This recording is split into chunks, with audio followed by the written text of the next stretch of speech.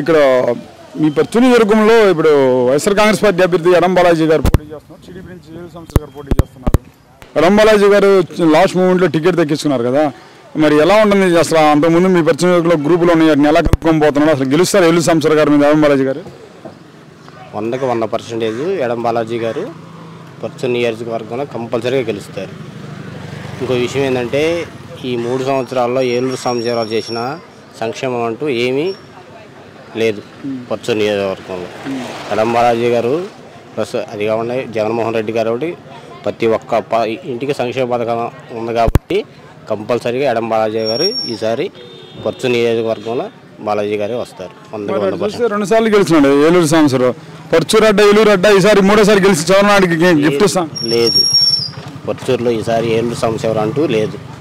ఎందుకంటే 2 సార్లు గెలిచాడు, ఆయన వల్ల ఏం లబ్ధి అంటూ ఏం కనపడాల. ఏదో కమ్మ ప్రభావం ఉంది కాబట్టి ఇది అట్లా ఉంది, కానీ ఈసారి మటుకి ఏలూరు సాంబశివరావు కంటూ ఛాన్స్ లేదు.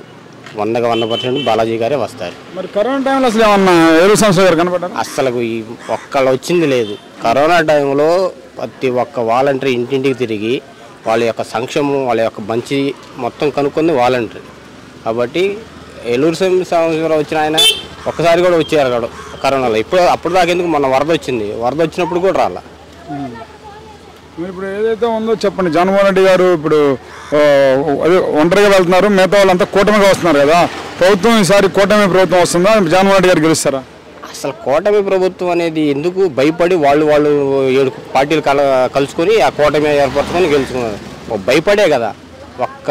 ఒక్క జగన్మోహన్ రెడ్డి మీద ఈ 7గురు కలిసి వస్తున్నారంటే వాళ్ళు భయపడే కదా వస్తుంది. సింహం అనేది సింగిల్గానే వస్తుంది అనేది అదే. మోడీ గారు కూడా కూటమిని గెలిపించింది, డబుల్ ఇంజిన్ ప్రభుత్వం రావాలంటున్నాగా. అంత ఏమి ఉండదు. ఏమి వచ్చినా కూడా ఇక్కడ ప్రతి ఒక్క పేదోడు సంక్షేమం అందుకుంటున్నాడు. ఆయన మీద మంచి అభిమానం ఉంది కాబట్టి ఎట్టి పరిస్థితుల్లో 100కి 100% పైన గవర్నమెంట్ జగన్ ప్రభుత్వమే.